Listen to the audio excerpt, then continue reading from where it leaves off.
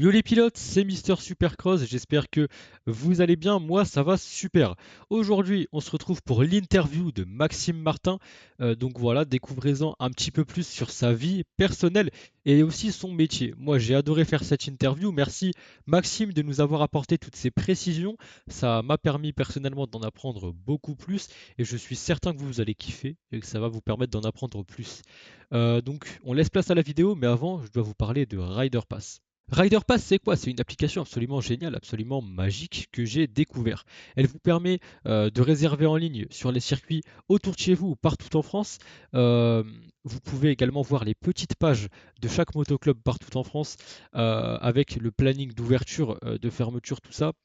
Et ce que j'ai trouvé assez pratique, et ça biche franchement, vous pouvez voir des petits plans au drone pour être en totale immersion dans le circuit. Voilà, c'est incroyable. Moi, j'en ai regardé quelques-unes, notamment sur Amini Rouy. Vous savez que j'aime bien les rouler là-bas.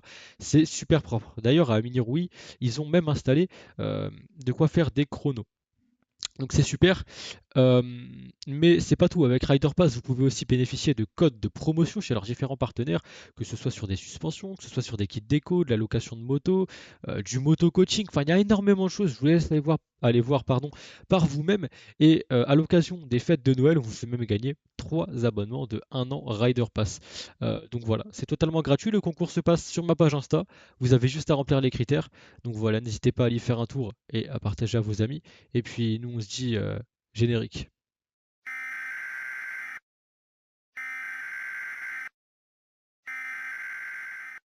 Donc nous sommes en compagnie de Maxime Martin, animateur, présentateur et producteur notamment pour Automoto la chaîne. Bonjour Maxime, merci d'avoir répondu à l'invitation, merci d'avoir répondu présent. Eh ben, bonjour, bonjour à tous, merci de m'inviter. Dans un premier temps, comme je l'ai dit juste avant, tu es producteur, présentateur et animateur pour Automoto la chaîne, en ce moment principalement basé sur les sports moto. En quoi consiste ton métier et depuis combien de temps le fais-tu? Ah, c'est un métier à multiples facettes. Moi, j'ai fait des études de journaliste, donc je suis journaliste à la base. Et ensuite, ben, j'ai été commentateur, j'ai été producteur d'émissions. Alors, en quoi ça consiste? Commenter, être commentateur, c'est présenter des sports. Ça, on connaît bien ça, dans différents sports, principalement, comme vous l'avez dit, les sports moto, les sports mécaniques, les sports extrêmes, qui sont mes paramètres de travail. Et, Ce sont les sports que j'aime, aussi que j'affectionne particulièrement. Donc, j'ai cette chance de travailler dans ma passion également. Et puis producteur, bah, c'est celui qui va chapeauter une production vidéo, qui va chapeauter les vidéos. Ça peut être du live, ça peut être des émissions, ça peut être des vidéos internet. Mais voilà, on fait le travail de A à Z, de la préparation à la production, à la création, production, diffusion. Donc voilà, je chapeaute l'ensemble de ces postes-là pour proposer des programmes, notamment de moto par exemple. Ouais, donc c'est vraiment, il y a toujours des choses à faire et c'est un petit peu, si je puis dire, un travail à couteau suisse. Il faut avoir beaucoup de compétences, beaucoup de connaissances et vous touchez un petit peu à tout. Ouais, bah, c'est des compétences qui s'acquièrent au fil du temps, hein, avec l'expérience aussi. Parce que bah, tous ces postes-là, je les ai faits au cours de ma carrière. Donc voilà, en les ajoutant, en les apprenant, en les comprenant, ensuite c'est plus simple de les diriger, de les mener à bien. Donc voilà, l'important c'est le travail, c'est l'expérience et de les avoir faits, c'est un gros atout, forcément, parce que ben, on sait de quoi on parle. Et qu'est-ce qui vous a donné envie de faire ce métier particulièrement? Ce qui m'a donné envie de faire ce métier, je pense que c'est le partage avec les gens, avec le public. Ça pour moi, c'est vraiment important. Quand on est journaliste, on est le lien, hein, entre l'information et son public. Donc voilà, c'est vraiment le cœur de mon métier, c'est d'aller chercher de l'information et de la délivrer, et d'aller délivrer la bonne information, l'info vraie, de toute façon. Ça, c'est le propre du journaliste. Et c'est vrai que bah, ça, c'est ce qui m'a animé. Alors, j'ai aussi la chance de le faire dans le sport que j'aime, par exemple. Donc là, c'était aussi essayer de mettre mon sport en avant. Voilà, j'ai aussi tout fait pendant ces dernières années pour essayer de mettre la moto, le motocross en avant, à la télévision notamment, et sur Internet maintenant, dans le digital. Ça, c'est important parce que c'est un sport que j'ai pratiqué, que j'ai fait au niveau championnat de France. Donc j'avais les compétences pour en parler, je sais de quoi je parle sur ce sport-là. Ça s'est aussi agrandi au sport extrême parce que j'ai pratiqué pas mal de sports extrêmes, j'aime ça. Et voilà, ces sports, je pense, c'est les sports de la nouvelle génération. C'est des sports qui ont besoin d'être médiatisés aussi. C'est des sports qui fonctionnent très bien avec l'image. C'est des sports d'image, hein, c'est spectaculaire, c'est impressionnant. Donc voilà, je fais tout pour essayer de proposer le meilleur de ces sports-là et qu'ils soient vus, qu'ils soient bien vus et qu'ils soient exposés au maximum. Bah alors justement, c'était une de mes questions. Tu nous dis avoir pratiqué ce sport, enfin en avoir pratiqué plusieurs même. Donc c'est un petit peu un mélange de toi à côté, ta passion, ça te faisait rêver, ça te faisait vraiment kiffer de le faire. Et en plus de ça, à côté, bah, du coup, tu t'es mis à travailler dans le journalisme et à médiatiser les sports que t'aimais finalement. Donc c'est complémentaire et vraiment c'est super cool le fait que bah, tu travailles tout pile, tout poil dans les sports que t'aimes. Exactement. Alors après, je me suis orienté hein, vers ces sports. Moi, j'ai eu une formation généraliste de journaliste à la base. C'est vraiment ce que je voulais. Je voulais pas favoriser quelque chose ou être favorisé pour quelque chose. Je suis journaliste généraliste à la base. Et puis, forcément, ma passion, mon sport m'a rappelé. Ça Et t'a je me suis, spécialisé. oui, mais j'aime pas dire. Alors, bien sûr, c'est une spécialité que j'ai, les sports extrêmes, mais j'aime pas me renfermer dans une niche non plus, parce qu'on peut aimer les sports extrêmes, on peut aimer l'histoire, on peut aimer la science.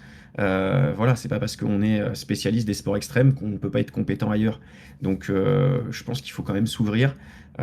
J'adore les sports extrêmes, j'adore la moto, le motocross, mais j'adore aussi plein d'autres domaines. Et ça, voilà, ça va pas m'empêcher, ça ne m'empêche pas d'aller travailler dans d'autres domaines et de les mettre en avant aussi.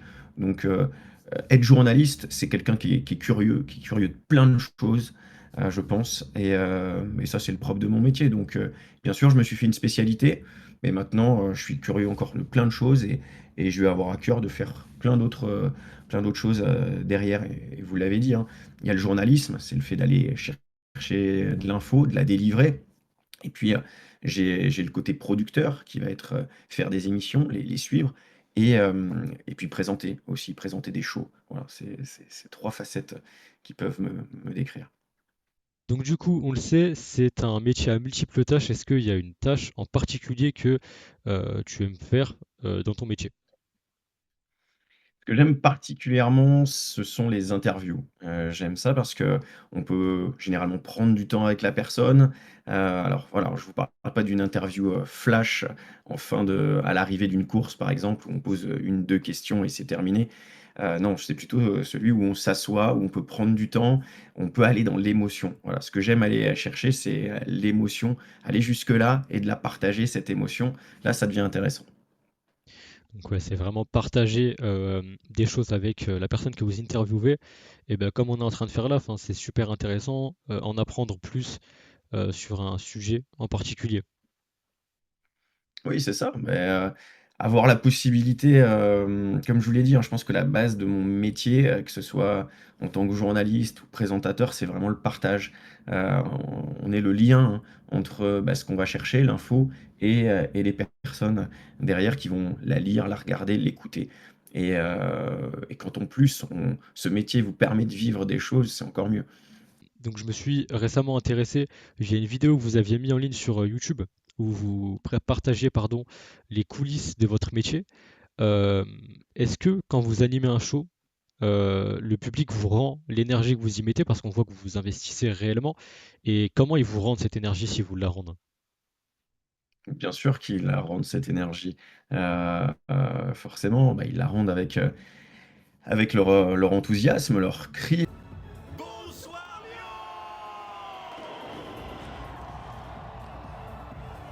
leurs encouragements. Alors pas forcément vers moi, hein, parce qu'ils vont encourager les pilotes,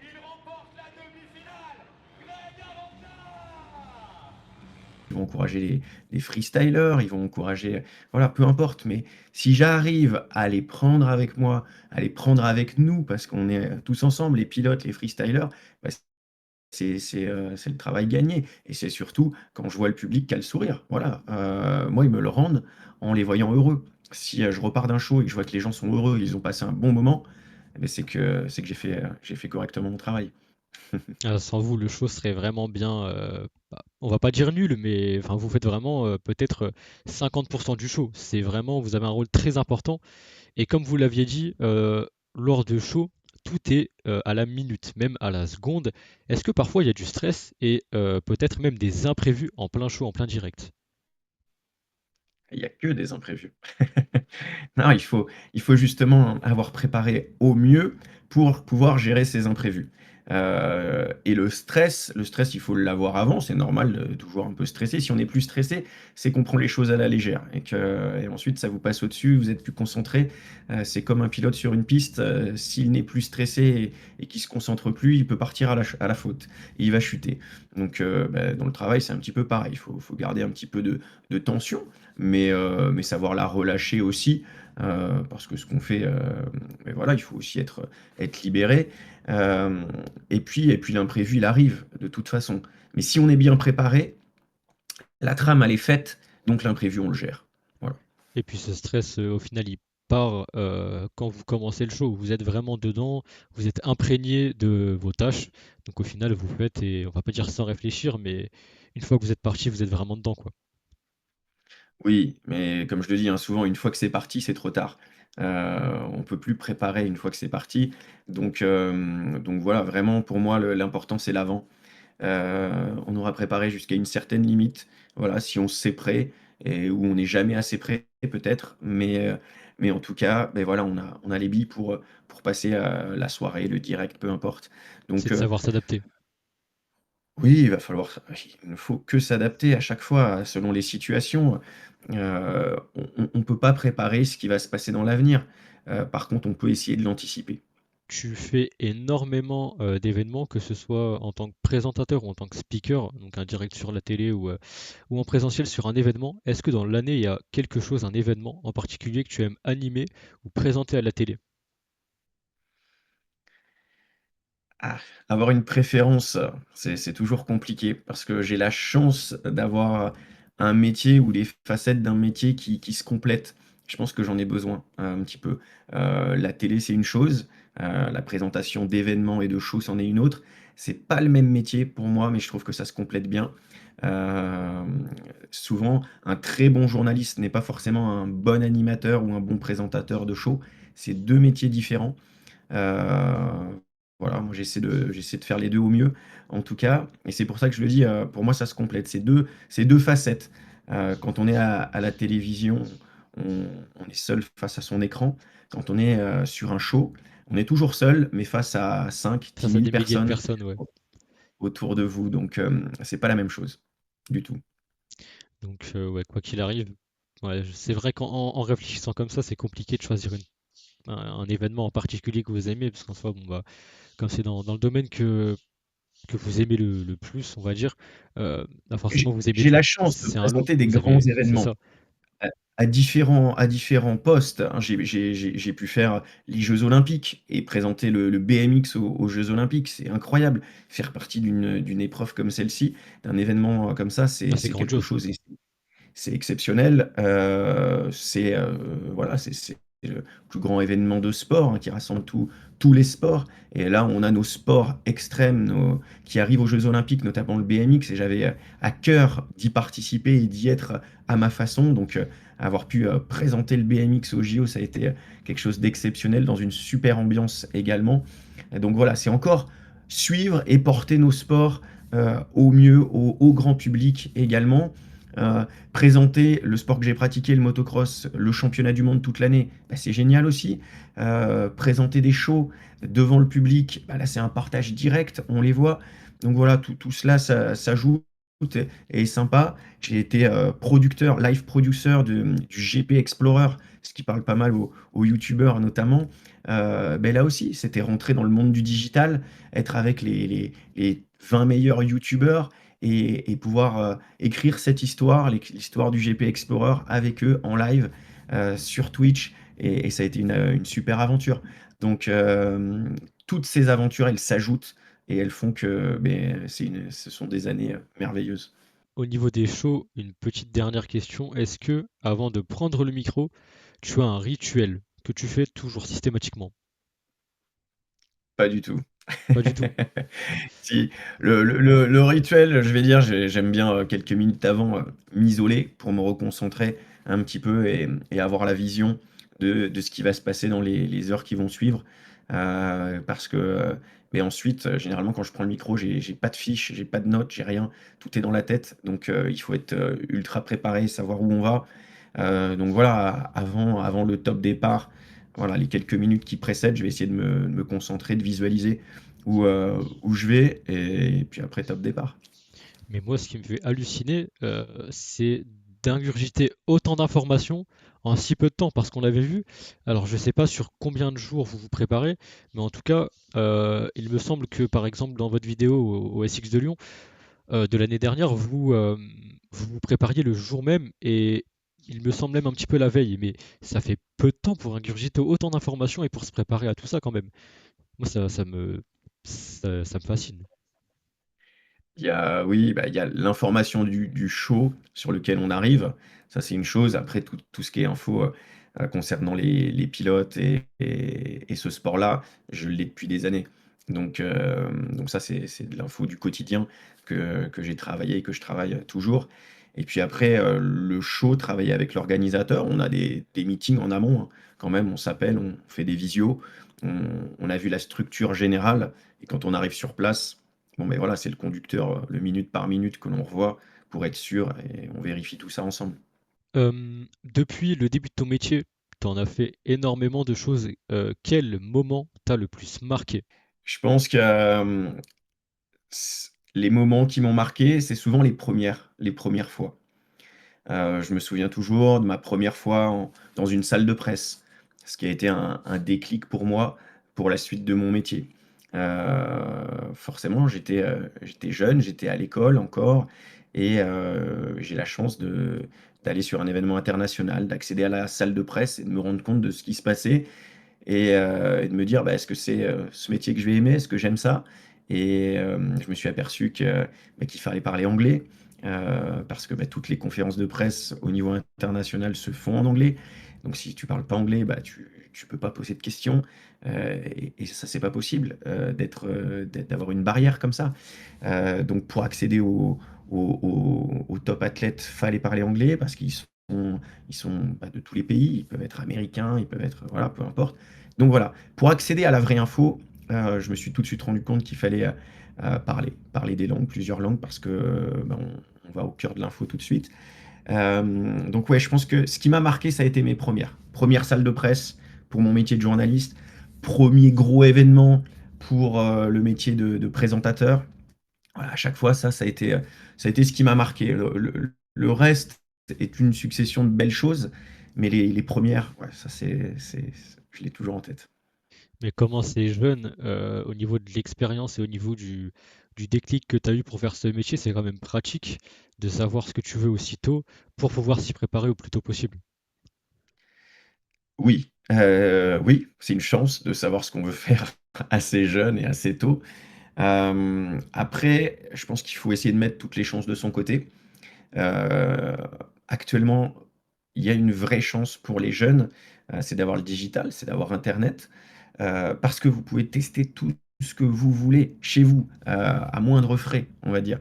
Vous ouvrez votre ordi, vous prenez votre cam et vous y allez. Vous voulez, faire de C'est la ça. presse écrite, vous faites un blog, vous faites un site internet. Bah, Vous voulez c'est faire de la radio, vous faites un podcast. Vous voulez faire de la vidéo, vous êtes sur YouTube et ça, c'est gratuit. Vous avez cette chance-là, donc faites-le. Heu et si au bout de 15 jours, d'un mois, ça vous barbe, ça vous embête, c'est que c'est pas pour vous. Par contre, si au bout d'un mois, 2 mois, 1 an, vous êtes toujours là et ça marche, eh beh, tant mieux. Voilà, c'est que ça fonctionne. mais oui, effectivement, mais le culot paie parce que bah moi je vais avoir 17 ans et j'ai osé, dans ma tête au début, je me suis dit je vais DM des gens pour leur proposer des interviews. Ils vont me dire non ou ils vont pas me répondre. Mais si on part déjà de ce principe, ça fonctionnera pas. Donc certes, allez, on va donner un ordre grossier sur 100 personnes que j'ai DM, il y en a que 10 qui m'ont répondu. Mais le culot a payé, et sur ces 10, bah, il y en a 5 qui ont accepté. Donc il faut vraiment oser et pas avoir peur de se prendre des refus et d'aller vers l'inconnu. Bien sûr, faut frapper aux portes. Faut frapper aux portes et puis il faut travailler, hein, derrière. Bien sûr, Ça va c'est pas beaucoup de tomber du travail. ciel. Rien que moi, c'est faut beaucoup de travail de travailler mon côté, alors vous, j'imagine pas. et faut être persévérant Bien sûr, aussi. Maintenant, faut persévérer dans quelque chose que vous aimez. Le oui, le le plus cool, c'est de faire ce qu'on aime. bien sûr. Voilà, ça c'est C'est encore plus toujours plus simple. passionnant et au moins d'aimer. En fait, il y en a, ils se lèvent le matin, ils vont travailler, ils aiment pas forcément ou c'est par contrainte, mais si jamais on a l'occasion de le faire par choix, il faut se donner les moyens de vraiment travailler dans ce qu'on veut, quoi. Rien n'est impossible. Rien n'est impossible, non, et puis il faut toujours avoir des rêves, des objectifs et c'est ce qui vous booste et ce qui vous permet d'aller les chercher. Donc vraiment j'encourage les jeunes à se tester, et puis à faire des stages, de rentrer dans le bain de la vraie vie aussi, parce que quelquefois on se fait une idée, on se fait un voilà, on a des idées d'un métier et puis dans la réalité, c'est pas du tout ça. On Ouais, se on se dit: «Mince, j'aurais pas cru que c'était comme ça, c'est peut-être dur, c'est peut-être plus dur». Vous voyez, moi j'ai un métier qui me fait travailler tous les week-ends, j'ai un métier qui n'a pas d'heure, donc si vous voulez être rentré chez vous à 18 heures, faites pas ce métier. bien Il y a sûr, il y a il y a plein de choses comme ça, mais pour, connaître, comprendre ces contraintes-là, ou pour moi c'est pas des contraintes, ça fait partie de mon travail, ça fait partie de ma vie, il faut les vivre. Donc faut se tester. Là vous avez internet, c'est top, mais faites des stages aussi. Il faut vraiment pas hésiter parce que c'est ce qui vous mettra dans le vrai bain, dans le grand bain, dans la vraie vie, quoi. Et de là, vous allez faire vos choix ensuite. Voilà, les choix qui vous plaisent. bien sûr. Parmi tout ce que tu as pu vivre, est-ce que tu as une anecdote en particulier sur n'importe quel thème à nous raconter? Une anecdote qui t'a marqué, dont tu te souviendras toujours.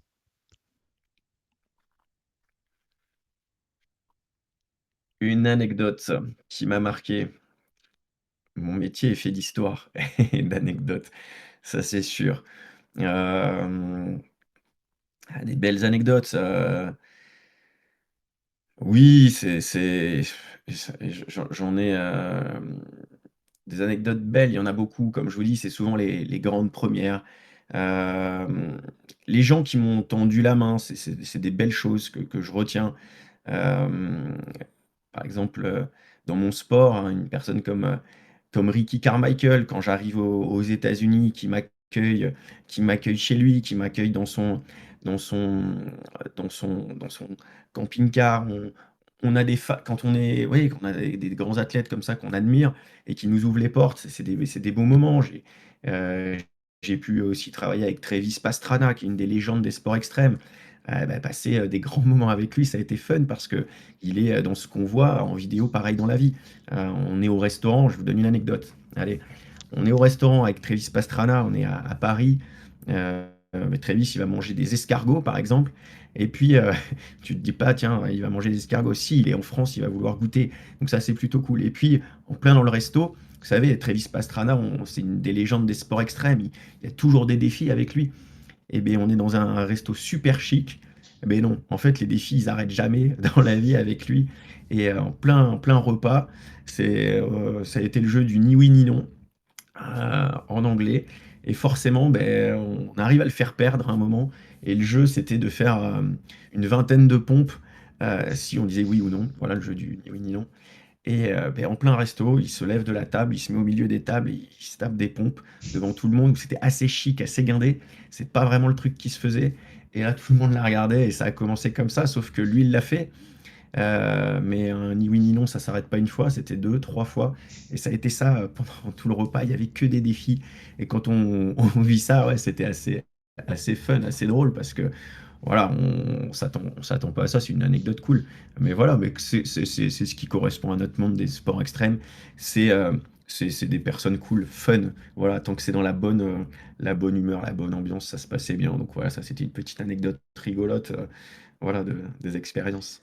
Moi, ça me rend fou parce que à aucun moment dans ta vie, tu peux te dire ce matin, je vais aller au resto avec Travis Pastrana dans la journée, et il va faire des pompes comme ça en plein restaurant. C'est Exactement. super drôle. Enfin, c'est. Après, je pense que Mais je vais vous dire même que je l'ai fait parce que quand vous avez Travis Pastrana qui le fait, toi derrière, tu peux pas dire non, je vais pas le faire. oui, Donc ça voilà, entraîne un peu. c'était une sorte d'atmosphère comme ça qui est tellement cool. Mais finalement, c'était parce qu'en fait, on vivait ça dans la journée où celui qui va faire la plus grosse figure, le plus gros trick, très vite, il est derrière, il encourage. Voilà, on s'encourageait tous les uns les autres. Et puis finalement, c'était des histoires qui se poursuivaient, quoi. Il n'y avait pas seulement sur les rampes et sur les réceptions, il y avait aussi au resto, il y avait aussi là, à gauche, à droite. C'était que ça, quoi. Donc c'était vraiment une anecdote parce que finalement, les gens, ils vont se dire, bon, bah, hop, ils font ça dans leur sport, mais non, ils font ça dans toute la vie, en fait. Toute la vie est une succession de défis et de challenges. Après, j'ai envie de dire, si on peut conclure, Travis Pastrana, c'est un Américain, quoi, c'est tout.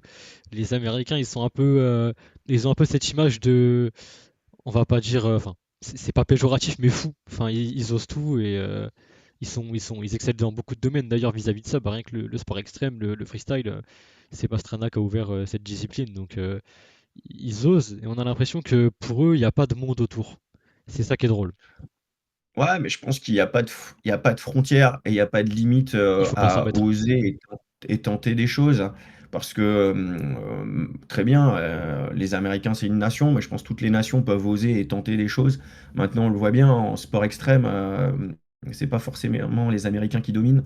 Donc il y a plein d'autres nations qui ont été, chercher des médailles, qui ont été chercher des titres mondiaux et voilà, c'est un sport, ce sont des sports actuels un sport nouvelle génération vraiment, qui pousse un petit peu partout. Donc non, non, non, après je pense que oser des choses, faire des choses fun, il y a pas de frontières. Il faut pas se mettre de limites. Alors ça m'intéresse. Est-ce que toi, à côté, tu fais un sport en particulier, peut-être lié autour de la moto? Est-ce que toi-même, tu as une moto? J'ai moi-même une moto, bah, moi j'ai grandi dans le motocross, hein, j'ai fait du motocross jusqu'en championnat de France, donc ça a été ma discipline. Maintenant, j'ai fait aussi pas mal de VTT. J'aime bien le VTT. J'ai eu la chance de faire pas mal de sports extrêmes, en tout cas de les essayer. Et puis actuellement, ouais, j'ai toujours une moto, je peux toujours en faire, je fais T'arrives toujours à du trouver le temps? VTT. C'est compliqué. Je me doute. Mais j'en fais plus au niveau loisir maintenant, voilà, c'est pour Oui. le plaisir, voilà. Faut garder ce plaisir, faut garder du plaisir, hein, c'est un sport qu'on peut faire à fond en compète, mais aussi qu'on peut garder en loisir, donc voilà. Et puis quand il y a des nouvelles choses qui s'y prêtent, qui s'ouvrent un petit peu, j'essaie d'y aller, j'essaie de tester. J'ai toujours ce tempérament de sportif, d'aventurier, de découverte, je pense que ça me caractérise pas mal, l'aventure. Vraiment, que ce soit dans mon métier, dans mes sports, dans ma façon de vivre. J'aime l'aventure. Vous parliez d'imprévus dans mon métier, mais j'aime ça. Ma vie, j'aimerais qu'elle soit faite que d'imprévus parce que c'est toujours découvrir des choses. On se Si on construit sait avec. tout à l'avance, mais si on sait tout à l'avance, si on Ça a serait tout fade. prévu, Ça serait vraiment fade. qu'est-ce que c'est embêtant? Ouais. Donc non, moi j'aime être surpris, j'aime l'imprévu, j'aime pas forcément tout prévoir. Voilà, ce qui est quelquefois l'inverse de mon métier. Mais voilà, c'est ça qui est intéressant. Donc ouais, non, faut rester ouvert et le sport, ouais, je continue d'en faire, c'est important. Et t'arrives à dissocier ta vie professionnelle de ta vie personnelle ou alors c'est complètement mélangé? Est-ce que t'arrives à prendre du temps avec ta famille assez régulièrement ou même pour toi? Complètement. Ça après c'est le choix de chacun, hein. Il y en a qui mélangent les 2, il y en a qui séparent les 2. Voilà, l'important c'est de trouver son équilibre, vraiment. Souvent, bah, cette vie où on part à l'étranger, où on fait beaucoup de voyages, c'est une vie de compromis aussi parce qu'on peut pas emmener tout le monde tout le temps. Donc voilà, ça c'est quelque chose où chacun doit trouver son équilibre. On est tous différents. Moi, je pense que j'ai trouvé le mien. Il me va bien. Donc oui, j'en suis plutôt content. On le sait, ces dernières années, c'est très récent, le sport motocross, il évolue un petit peu dans l'électrique, avec notamment la Stark Varg. Est-ce que toi, tu vois un avenir dans l'électrique? Est-ce que tu verrais, c'est assez fou, peut-être dans 10, 15 ans de l'électrique dans les grandes courses, les grands événements? Qu'est-ce que tu en penses de tout ça? Je pense qu'il faut évoluer aussi avec son temps. Je pense qu'on ces évolutions, elles sont aussi liées à des, contraintes, à des évolutions de notre société. Hem L'électrique, il y a plusieurs choses, hein, bien évidemment, et on va peut-être pas attendre 10-15 ans, hein, pour y arriver et pour voir des courses 100% C'est vrai que c'était électriques. peut-être un peu gros, mais oui. ça va arriver plus vite, que vous le pensez. Il y a déjà des marques qui ont essayé, il y a 10 ans de cela. C'était précurseur.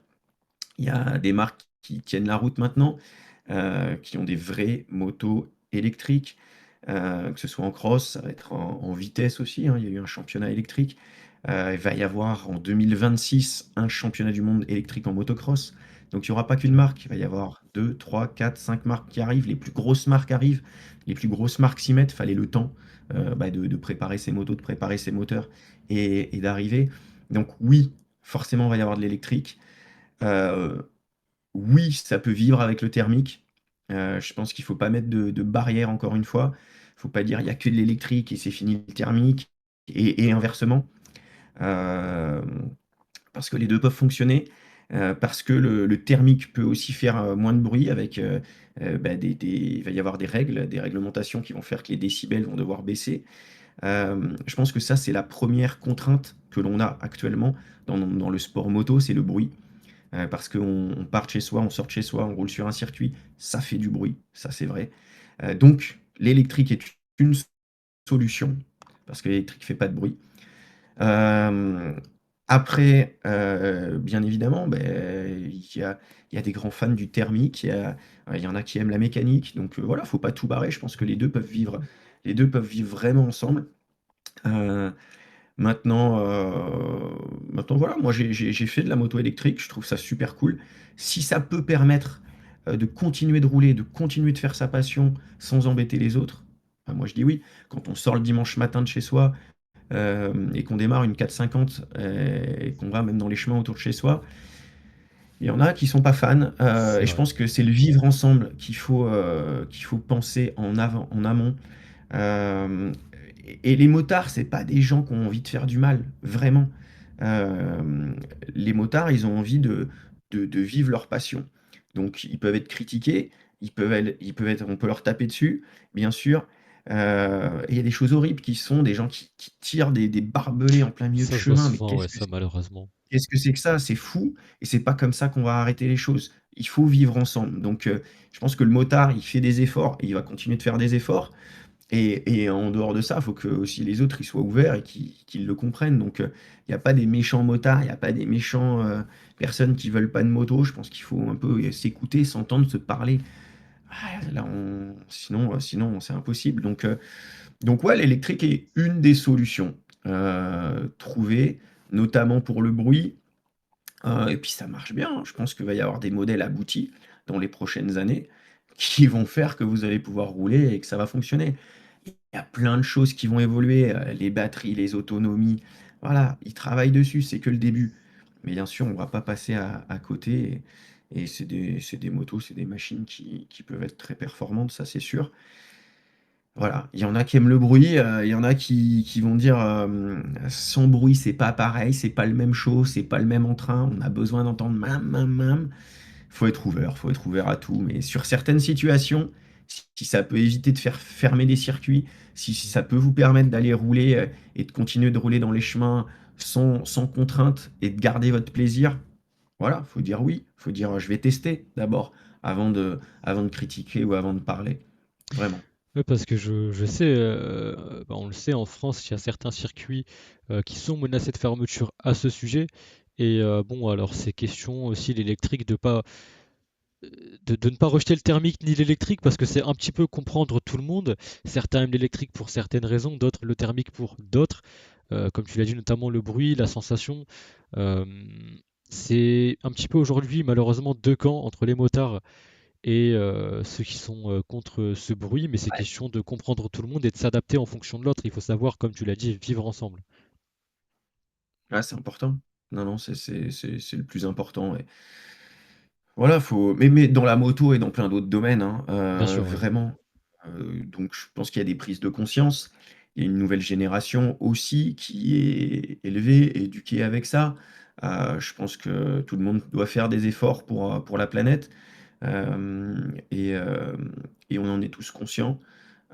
Maintenant, voilà, c'est toujours une question d'équilibre et de réussir à se parler et à faire les choses correctement ensemble. Moi, c'est ce qui m'attire le plus en ce moment, c'est ce qui a le plus attiré ma curiosité. On le sait, vous l'avez annoncé récemment, le SMX arrive en français et tu es l'un des présentateurs avec, si je ne me trompe pas, Marvin Musquin, Sébastien Tortelli et même David Vima. Ça, je suis pas sûr. C'est bien ça. C'est bien ça. Comment ça va se passer? Est-ce que tu pouvais nous en dire plus à ce sujet? Parce que moi, franchement, si ça arrive en France, je vais suivre ça autant que je peux. C'est toute l'année, si je me trompe pas en plus. Donc, C'est toute l'année. c'est incroyable. Donc, est-ce que tu peux nous en dire plus à ce sujet-là? Alors, qu'est-ce que c'est le SMX Vidéo Pass? Je- SMX, ça veut dire Super Motocross. Ça veut dire que le Supercross US, le Motocross US et les playoffs, les nouvelles courses ajoutées en fin d'année, tout ça, c'est le championnat Super Motocross World Championship. Ça va être disponible en français, en direct ou en replay, hein. C'est une plateforme, comme vous avez Netflix, Amazon, peu importe. Et bien, c'est une plateforme SMX Video Pass. Comme ça se fait déjà beaucoup aux États-Unis, hein, pour la NBA, pour le foot US, pour le hockey. Il y a plein de choses qui se font comme ça. Le pay-per-view aux US pour la boxe, le MMA, ça se fait énormément. C'est un peu moins commun en France, en Europe, mais justement, voilà, c'est une nouvelle façon de consommer. Je pense que la nouvelle génération, c'est pas un souci pour elle. C'est vraiment, bah voilà, on consomme avec son téléphone, avec sa tablette, avec son ordi ou avec sa télé qui est connectée, hein. Et maintenant, je pense que la télé, c'est pas que la télé de papa ou c'est pas que la télé de papy, peu importe. C'est pas que la télé où on regardait, où on avait un programme à telle heure, à telle. Maintenant, bah, vous regardez Netflix aussi sur votre télé. Donc la télé, elle est toujours là, mais on l'utilise différemment. On l'utilise avec des plateformes, et notamment celle-ci. Donc le Supercross et le Motocross US vont être accessibles quand vous le voulez, où vous le voulez, maintenant grâce au SMX Vidéo Pass. Et la grosse nouveauté, c'est en français.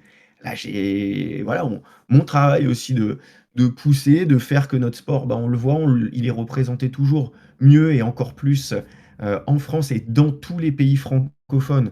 Parce que là, voilà, on parle au français, mais on va parler aux Québécois, aux Belges, aux Suisses. En Afrique, on parle français aussi. Donc voilà, tous les francophones qui adorent le supercross et le motocross, ils vont pouvoir accéder à ce qui se fait de mieux. C'est vrai, il faut le dire, dans notre sport, le SXUS, le MXUS, ça fait rêver. Eh bien, on va le proposer en français et avec une équipe de choc. Vraiment. Moi, je ne pouvais pas rêver d'une meilleure équipe. Je vais avoir David Villemain, qui a gagné des finales aux US, qui a été vice-champion US. Je vais T'as avoir l'équipe qu'il faut. Sébastien Tortelli, qui lui aussi a gagné des courses aux US, qui a été champion du monde en motocross. Et Marvin Musquin, lui aussi qui a été champion aux US, qui a Qui gagné a des récemment finales pris sa là-bas retraite, notamment. et qui a pris sa retraite. Donc il a même roulé avec les pilotes qui roulent encore. Donc on a vraiment une équipe de connaisseurs, de fins techniciens. Euh, Moi, dans cette histoire, je suis le journaliste, je suis le présentateur. Forcément, on doit tous avoir chacun notre rôle. Je ne peux pas faire ce que va faire David Villemain ou Sébastien Tortelli ou Marvin Musquin. C'est Je ça. vais les laisser faire ce rôle-là de technicien, d'œil expert sur ce qui se passe. Même si quelquefois je vois des choses, je leur passe les plats. C'est aussi mon rôle de présentateur et de journaliste. Et moi, je vais coordonner ce programme. Voilà aussi mon rôle dans tout cela. Mais ce rôle-là, bah, il est important parce que un programme, on le voit, on l'écoute, on est peut-être dans son canapé, mais dans l'oreillette, il se passe des choses. Il se passe que, bah, il y a une régie, il y a des timings à respecter, même sur un programme, bah, de sport. Il y a des génériques, il y a des pubs, il y a des interviews qui arrivent à tel moment. Et moi, j'entends tout ça, j'écoute tout ça, donc je vais rythmer ce programme pour que mes consultants, bah, pour donner la parole au bon moment à mes consultants, pour devoir les arrêter quand il le faut. Quelquefois, les gens disent: «Ah, pourquoi ils arrêtent de parler là?» Bah, parce que on nous dit aussi, on a ces petites contraintes. On nous dit aussi: «Attention, il faut arrêter de parler là», parce que bah, dans des programmes, il y a des moments où il faut couper, surtout à l'international, pour pouvoir faire des résumés ensuite. Donc, tous les commentateurs vont arrêter de parler à ce moment-là. Il y a des petites choses que les gens n'entendent pas ou ne voient pas, mais que nous, on Que a. vous avez Donc à ça aussi, l'oreillette. c'est l'envers du décor, faut le comprendre. Donc voilà, moi, mon rôle, il est de rythmer le programme et de suivre, bah, tout ce qu'on nous dit en régie. Et voilà, et donc là, on a un super programme. Le Supercross, le Motocross US, en français, avec une équipe de choc, de stars, de légendes. Moi, je suis super content d'être à l'origine de ce projet-là. Super content également que les championnats américains nous ouvrent la porte et ils l'ont fait d'une super manière. Ils nous ont super bien accueillis. et ça montre aussi l'expansion de ce sport dans le monde entier. Donc ça, c'est bien. Je pense qu'en français, c'était très important aussi parce que bah, il y a une histoire avec le Supercross, hein. Je te dis, c'est la francophonie et en plus la France avec le Les Français Supercross, font partie intégrante, ouais, ça a commencé, un des premiers étrangers à avoir gagné aux États-Unis, bah, c'est Jean-Michel Baye, c'est un Français, il a été ouais, aux US, il a battu les Américains là-bas, il a gagné les championnats. Il y a eu ensuite, bah, des David Villemain, voilà, il y en a plein, des Pichon, des Roncada, des Tortelli, des on les Pourcel, connaît, oui, bien sûr. voilà, des Musquin plus récemment et puis des Tom Vial parce que, voilà, dans le championnat, on aura Tom Vial, on aura Tom Vial fait Dylan quelque chose en Ferrandis. ce moment. Donc on a ces Français-là qui sont encore dans le championnat. Quand je parle des francophones, il y a des Suisses. Il y a eu Arnaud Tonus qui a roulé là-bas. Enfin, voilà, donc c'est plus couvert. Et puis les francophones, on le sait, ils adorent la moto, le motocross. Donc voilà, c'est un pass, un vidéo pass qui s'ouvre vraiment au monde entier. Et nous, on va ajouter notre French Touch, voilà, la French Connection qui va se mettre en place. Et ça, c'est vraiment cool. C'est Voilà, donc absolument c'est une incroyable. grosse nouveauté. Et pour vous, c'est accessible. Alors, forcément, vous savez, j'entends, pour, c'est un Vidéopass qui est payant, bien sûr. Maintenant, vous allez payer à l'année ce Vidéopass. Si on fait le prorata par mois, ça va être du 12-15 € par mois. Donc, comme plein d'abonnements hein, qu'on peut avoir hein, sur Netflix, sur Deezer, sur Spotify, peu importe. Et ça fait du 5 € la course. Donc, voilà, quand on est passionné, au final, ça se passe bien. Alors c'est vrai que quelquefois, l'approche de se dire, waouh, c'est tant à l'année, voilà, ça peut faire beaucoup pour. Et ça, je le respecte totalement. C'est pas moi qui Après, fais les prix hein, non faut plus. calculer vis-à-vis Mais de comment on consomme, si on va vraiment beaucoup consommer la chaîne, si on l'utilise, faut, voilà. Des vrais passionnés, je pense que payer ce prix, ça va pas les déranger, oui, et puis il faut le voir sur l'année, hein. Faut bien lisser sûr. aussi le truc, faut voir sur le nombre de courses. Là, ça sera sur les 31 courses, que vous soyez en direct, en replay, vous pouvez les revoir. Vous pouvez revoir la course de la semaine passée, la course de l'année d'avant. Vous avez une banque d'archives énorme. Vraiment, ils ont un bon produit. Donc ça, on ne peut pas leur enlever. Ils ont une super offre dédiée à notre sport. Si vous vous ouvrez un petit peu à d'autres sports, vous regardez la NBA, c'est pareil, le MotoGP, c'est pareil, la Formule 1, ils ont un pass aussi qui permet d'accéder à plusieurs choses. Et ben là, c'est pareil pour nous qui aimons le Supercross, le motocross US. Eh bien, on a le Super Motocross World Championship disponible en français. C'est génial, on n'a jamais eu ça de l'histoire. Donc on peut se plaindre de tout. Il y a 20 ans, il fallait attendre la semaine d'après dans un magazine pour voir les dealings d'un résultat. Il y a 10 ans, il fallait attendre, même les Américains attendaient le vendredi pour voir la course du week-end d'avant. Il y a 5 ans, ben, on a pu les voir à la télé et maintenant on a tout en live sur le digital. Donc c'est que des avancées. Il faut aussi voir le positif. Puis il faut voir aussi le travail qu'il y a derrière. Et alors moi, je trouve ça incroyable. Sans mentir, le SMX, je savais pas du tout ce que c'était avant il y a 2 jours. Je me suis renseigné parce que justement, ça a attiré ma curiosité. J'ai vu le post Insta qui a été fait et j'ai été me renseigner. Et alors, franchement, je trouve que c'est une discipline incroyable parce que si je dis pas de bêtises, d'autant plus à la fin, il y a les deux pilotes des deux disciplines, les deux leaders qui se rencontrent pour faire une finale. Il me semble, après, je sais pas si c'est exactement ça sur un circuit qui a des caractéristiques de supercross et des caractéristiques de motocross. Alors, voilà, la création du super motocross, ça a été aux États-Unis, il y a un championnat de supercross, il y a un championnat de motocross depuis des années.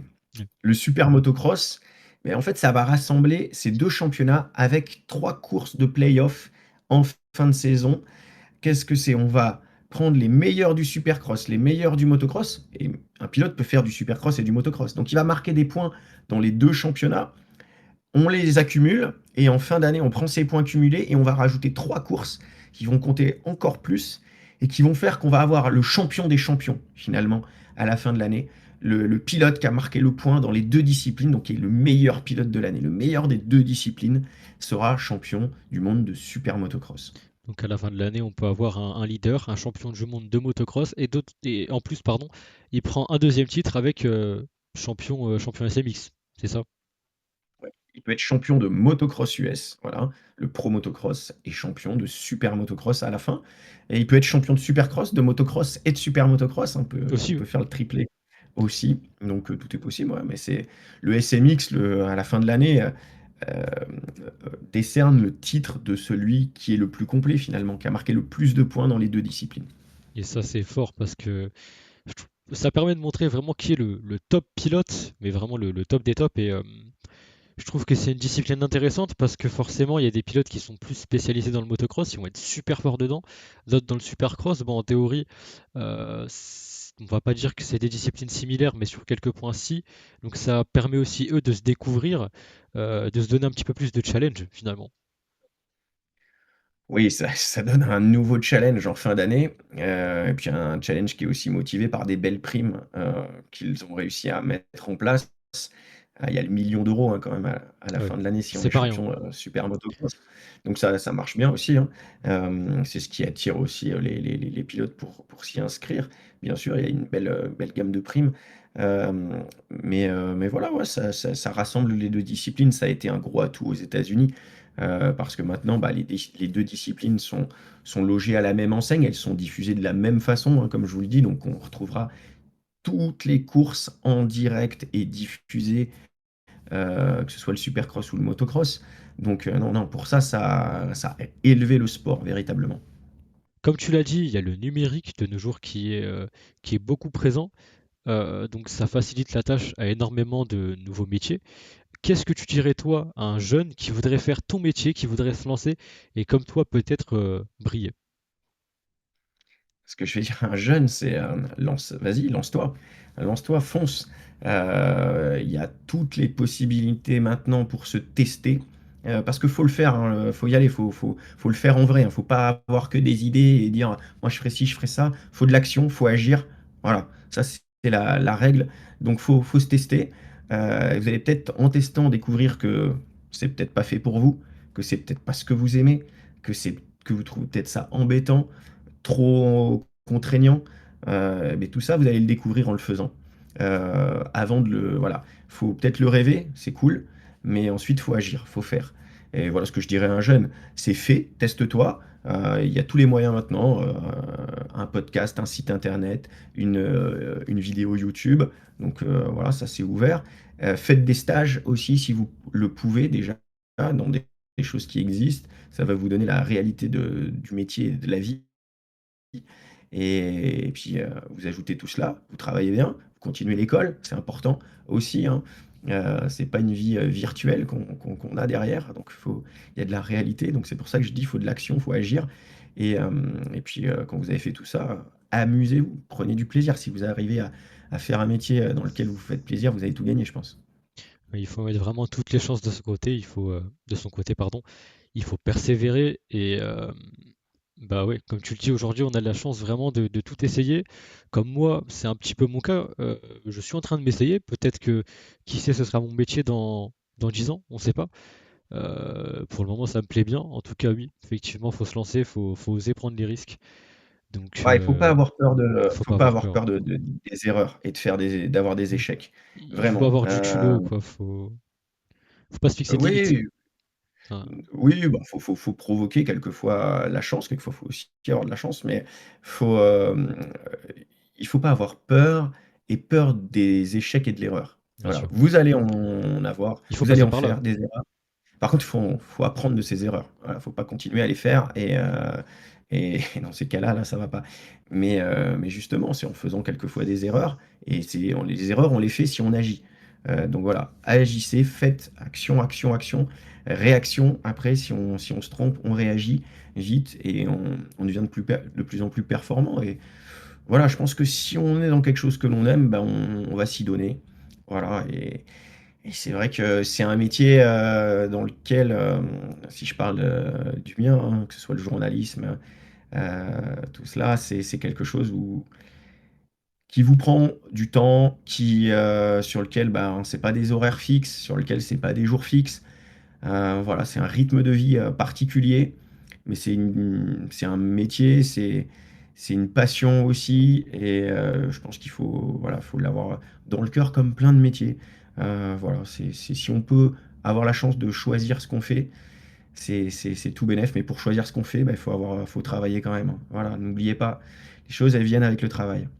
Bon, ben, merci beaucoup Maxime d'avoir accepté mon invitation. Merci d'avoir répondu à toutes mes questions. C'était incroyable. J'en ai beaucoup plus appris sur toi et sur ton métier. C'est absolument passionnant. C'est un plaisir et moi je le dis souvent, faut voilà, continuer, allez-y à fond, vas-y à fond toi aussi si c'est ce que t'aimes. Et puis si vous avez des questions, il faut pas hésiter. Voilà, moi j'ai aimé quand on m'a tendu la main et je fais pareil.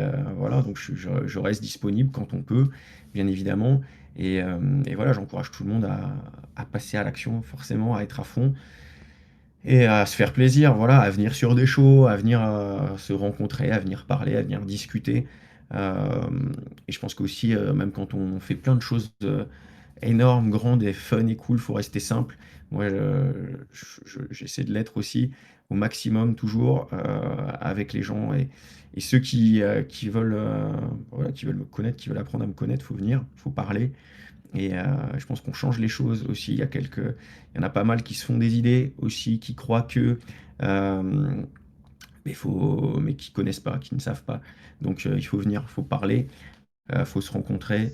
Et voilà. En tout cas, moi c'est un plaisir et je serai prêt à vous retrouver sur les courses, bien évidemment, toute l'année, toute la saison, à la télé aussi, sur le digital. N'hésitez pas à envoyer des messages, à partager aussi. Et voilà, ça sera un grand plaisir de retrouver tout le monde. Et si jamais vous voulez en découvrir un petit peu plus sur Maxime Martin, sur les coulisses de son métier ou encore un petit peu ce qu'il fait au quotidien. Je vous mets ses réseaux en description, son Instagram, son YouTube notamment, comme je l'ai dit dans la vidéo, une vidéo qui est sortie, il me semble, il y a de cela un mois et demi, concernant les coulisses du Supercross de Lyon, qui est super intéressante. Comme ça, vous pourrez vous faire une idée un petit peu plus précise, en tout cas ben, du domaine de speaker. Donc voilà. Merci beaucoup Maxime et au revoir. Avec plaisir. Ouais, on fera plein de choses comme ça. N'hésitez pas à aller découvrir cette vidéo où c'était assez rare, où j'ai emmené les gens dans dans les coulisses du métier. Et puis bien sûr, hein, par tous les réseaux, on reste en contact. Merci à toi en tout cas. Merci.